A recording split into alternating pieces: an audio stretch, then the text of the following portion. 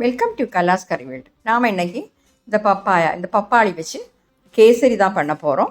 இதுக்கு இந்த 2 பீஸ் வேண்டாம், அதோட ஒரு பீஸ் மட்டும் போதும். அதாவது ஒரு பப்பாளியோட ஒரு 1/4 பாகம் போதும். இது பாதி தான் நான் எடுத்து வச்சுருக்கிறேன். ஓகே, அப்போ இதோட ஸ்கின் எல்லாம் மாற்றிட்டு நம்ம சின்ன சின்ன பீசஸாக கட் பண்ணணும். பாருங்கள், இந்த மாதிரி கட் பண்ணிக்கோங்க. நல்ல பழுத்த பப்பாளி இது. இந்த மாதிரி எடுத்தால் நல்லாயிருக்கும். இந்த மிக்ஸி ஜாரில் போட்டு நல்லா அரைச்சி எடுத்துட்டேன். பாருங்கள், அரைச்செடுத்த போது இந்த மாதிரி ஒரு பவுல் கிடச்சிருக்கு. 200 மில்லி பால் எடுத்துருக்கிறேன். ஒரு கவர் பால் 1/2 லிட்டர் வாங்குவோமே, அதை விட பாதியோட கொஞ்சம் கம்மி. 100 கிராம் சுகர், 100 கிராம் ரவை இவ்வளோ எடுத்துருக்கிறேன். நம்ம எப்போ உப்புமாக்கு வாங்குவோமே அந்த ரவை தான். அப்புறம் கேஷ்நட்டு, ட்ரை கிரேப்ஸ் எல்லாம் உங்கள் விருப்பப்படி கொஞ்சம் நிறைய வேணால் போட்டுக்கலாம். அப்புறம் ஃபுட் கலர் ஒரு 2 பிஞ்ச் எடுத்துருக்கிறேன். அது உங்களுக்கு வேணும்னா சேர்த்துக்கோங்க, இல்லைன்னா அவாய்ட் பண்ணிடலாம்.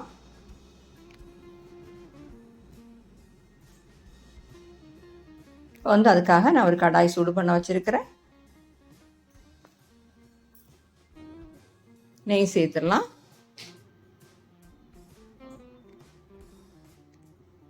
நெய் நான் இவ்வளோ சேர்த்துருக்கிறேன், ஒரு டேபிள் ஸ்பூன். உங்களுக்கு வேணால் கொஞ்சம் கூட சேர்த்தாலும் ஒன்றும் பிரச்சனை இல்லை. நெய் சூடாகட்டும்.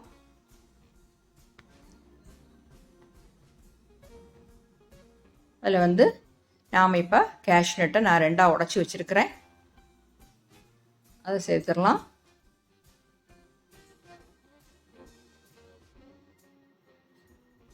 கொஞ்சமாக இருக்கிறனால எல்லாம் கம்மியாக தான் எடுத்துருக்கிறேன். அது கூட அந்த ட்ரை கிரேப்ஸையும் சேர்த்துட்டேன்.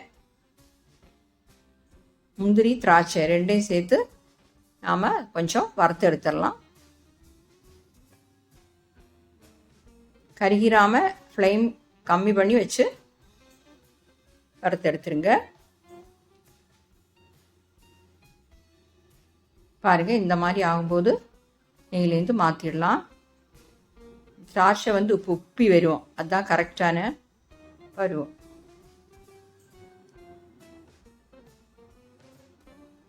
மீதி நெய் இருக்கிறதுல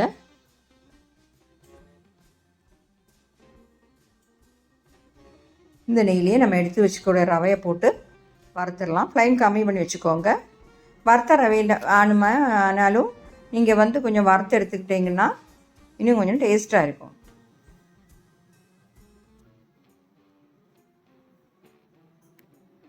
நம்ம எப்போவுமே கடையிலேருந்து வாங்கும்போது வறுத்த ரவை தான் வாங்குகிறோம். அதையும் கொஞ்சம் சூடு பண்ணி எடுத்துக்கோங்க, நல்ல வாசம் வரும். அதோடு நாம் இப்போ இந்த பப்பாளியோட அந்த அரைச்சி வச்சுக்கக்கூடிய பல்ப்பை சேர்த்துடலாம். இந்த பப்பாளியோட பச்சை வாசம் நல்லா போகணும். நல்ல பழுத்தது தான், ஆனால் பெரிய வாசம்லாம் இருக்காது. ஆனாலுமே அதோட பச்சை வாசம் போகணும்.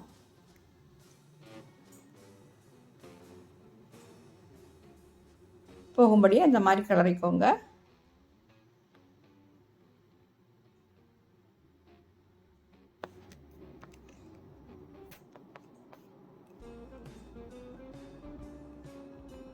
இனி நம்ம எடுத்து வச்சுக்கூடிய பாலுக்கு பாதி அளவு நான் சேர்க்குறேன். சேர்த்து நல்லா கிளறிடலாம், நல்லா மிக்ஸ் பண்ணிடலாம்.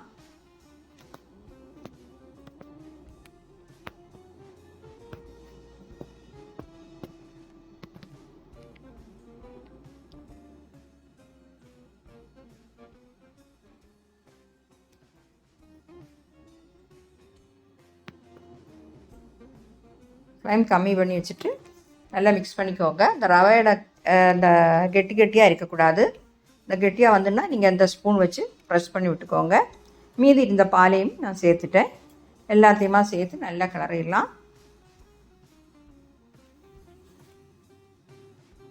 கெட்டி இல்லாமல் பார்த்து கிளறிக்கோங்க.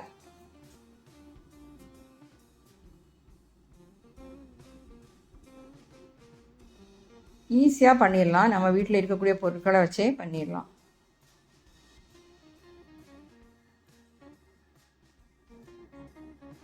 இந்த மாதிரி கெட்டியாக இருந்ததுன்னா இந்த மாதிரி மசிச்சு விட்டுக்கோங்க.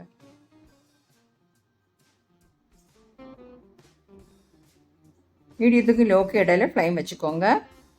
இந்த டைமில்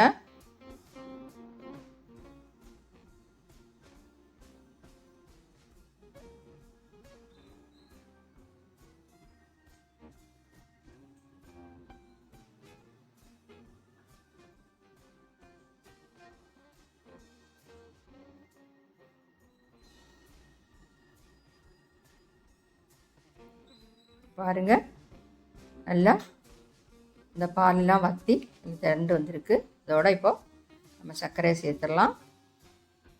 சர்க்கரை சேர்க்கும்போது கொஞ்சம் லூஸான மாதிரி இருக்கும். திருப்பி அதை கொஞ்சம் நேரம் கிளறிட்டு இருந்தால் போதும்.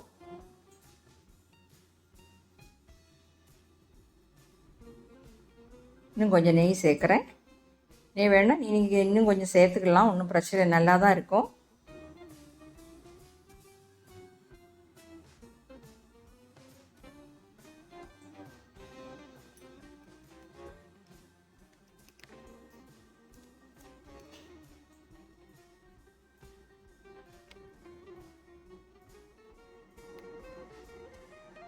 இதில் வந்து ஃபுட் கலரும் சேர்க்குறேன். நான் சொன்ன மாதிரி உங்களுக்கு விருப்பம் இல்லைன்னா அவாய்ட் பண்ணிடலாம். ஓகே,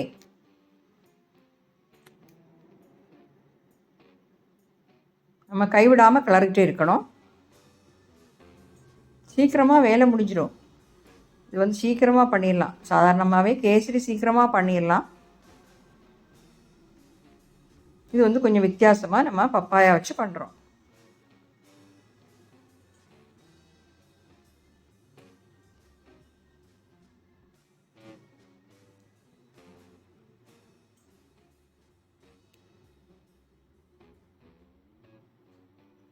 மீடியத்துக்கும் லோக்கு இடையில தான் ஃப்ளைம் வச்சுருக்கிறேன்.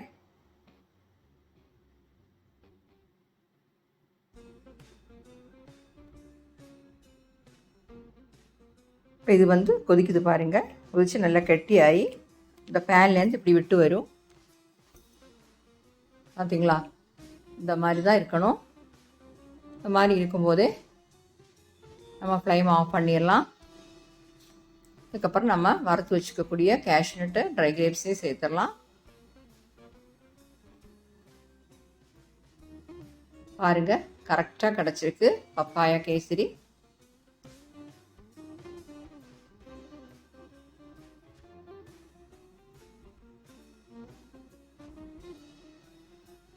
இதை வந்து நாம் இந்த பவுலில் கொஞ்சம் நெய் தடவிட்டு போட்டுடலாம். இப்படி பண்ணும்போது நம்ம அந்த திருப்பி நம்ம பிளேட்டில் மாற்றினோன்னா அந்த பவுலோட அதே அளவில் கிடைக்கும் கேசரி. இல்லைன்னா நீங்கள் ஒரு பிளேட்டில் அதை போட்டுட்டு ஸ்கொயர் பீசஸாக கொஞ்சம் ஆறுனதுக்கப்புறம் கட் பண்ணி எடுக்கலாம், அப்படியும் பண்ணலாம். இல்லைன்னா ஸ்பூன் வச்சு எடுத்து ஒரு ஸ்பூன் ஒருத்தர் கொடுக்கலாம், அப்படியும் பண்ணலாம். ஓகே, அதெல்லாம் உங்கள் விருப்பம். நான் வந்து இப்போ இந்த பவுலில் வச்சுட்டு அதை எடுக்கும்போது அதே ஷேப்பில் கிடைக்கும். இதுக்கு ஃபோட்டோ எடுக்கிறதுக்காகத்தான் நான் இப்படி பண்ணுறேன். ட்ரை பண்ணி பாருங்கள். தேங்க்யூ.